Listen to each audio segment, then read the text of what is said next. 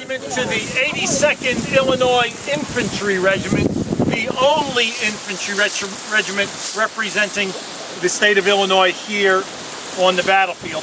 On this map, we're right about here where my finger is. All right? On the blue line, the blue represents the Union Army. The red represents the Confederate Army. The town of Gettysburg is in that direction on the other side of the college campus. Beyond that is the high ground south of town and Cemetery Hill, and that'll be our next stop. Now, the afternoon of July 1st, 1863, the reinforcements arrived, but the Confederates got here fastest with the mostest. They brought 27,000 Confederate soldiers to this battlefield, marching quickly from Chambersburg and from Harrisburg. The men from the South were under the command of a one-legged, bald-headed Confederate general named General Richard Ewell. He lost his leg at the Battle of Second Manassas. He came to this field in a carriage because he could no longer ride a horse. But in these fields were the men of the Union Army. General Reynolds had brought 10,000 men to this battlefield. He was killed 15 minutes after he arrived. He was replaced by General Doubleday, and then into these fields moved the 11th Corps of the U.S. Army under the command of a one-armed Union general, General Oliver Otis Howard. He lost his arm at the Battle of Seven Pines. He, too, was just returning to command. So you had a one-legged Confederate general and a one-armed Union general. But under the command of those generals were divisions and brigades of soldiers. And the men of the 82nd Illinois were under the command of General Alexander Schimmelpfennig. Whoa. It's a German name meaning shiny penny. General Alexander Schimmelpfennig, most of the men in the 11th Corps of the Army spoke German. They were German immigrants. They didn't speak the language. And there was no exception to that rule for the men from Illinois, many of whom were immigrants not only from Germany, but other countries. Now, the monument tells the story of this regiment. They were obviously from Illinois. Again, you see the fern, but you also see the wreath of victory and you see the crescent moon. The crescent moon was the symbol of the 11th Corps of the U.S. Army. Each of the infantry corps had a special symbol they wore on their hats or their coats. The 11th Corps wore the crescent moon. The 3rd Corps had the diamond, the 12th Corps the star, and so on. But the crescent moon was a way to improve morale, esprit de corps, and they wore the symbol quite proudly. And nearly all these regiments placed that symbol on their memorials. As you ride this line, you'll see those memorials.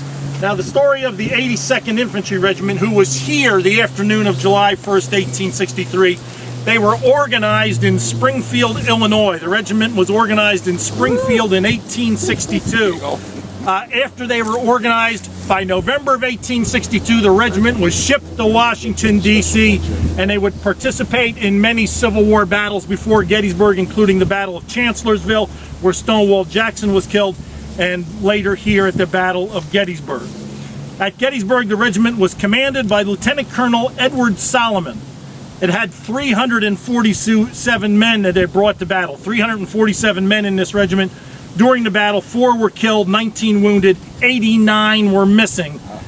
Second Lieutenant Frederick Bapst was mortally wounded, and Captain Emil Fry was captured. Now, interestingly enough, the regiment was commanded by Edward Solomon. He was unique in that he was Jewish. He was one of the only Jewish officers in the entire Union Army. He commanded here at Gettysburg, the 82nd Illinois. Also in that regiment captured was Captain Emil Fry. Emil Fry, after the war, would move to Europe and became president of Switzerland. There you go. Right? Now, during the battle, 27,000 Confederate soldiers in the early afternoon of July 1st, 1863, ferociously attacked the men of the Union Army, who were literally sitting ducks out in this open field. Despite hard fighting by the men from Illinois and the others, the Confederates overwhelmed them, outflanked them, and drove them back across these fields through the town of Gettysburg.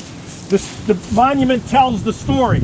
On the back of the monument, participating in the repulse of Ewell's Corps on the night of July 2nd, 1863, the regiment lost during the 3 days battle 112 killed, wounded, and missing. That includes the ones who were captured.